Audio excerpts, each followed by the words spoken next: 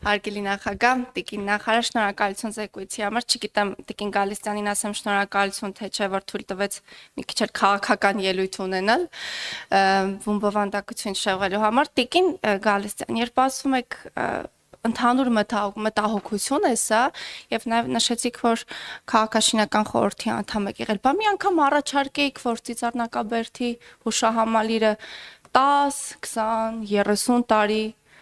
մասնագիտական ձեռք չի կպել, ինչպես դուք նշեցիք, ոնց ասացիք, հնդիկները, այդ անդուր հնդիկներ, ոնց ինչ ձև, անորակ հնդիկներն էին աշխատում, արդեն հասանք բան ինչ որ լավ,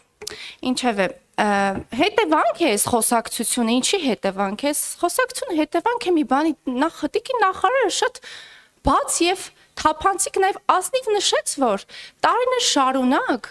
նախ մենք չենք ունեցել փորձ ինչպես հարաբերվել այդ խնդրի հետ, թե ինչպես պիտի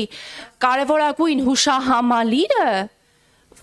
գիտեք ինչ կա, ֆունդամենտալ խնդիրներ է մատնանշում նախարարը, ընդհուպ այնքան մանրանալով դետալների մեջ, նշում է, որ ընդհուպ կարող էր օրինակ ապրիլի 24-ին այնտեղ այցելող հազարավոր քաղաքացիներից մեկի գլխին սալիկ ընկներ եւ ով էր դրա պատասխանատուն, այդ ժամանակ ասելու էիք կրկին ձեր ձեռքերը արյունոտ են, ինչպես քիչ առաջ նշեցիք,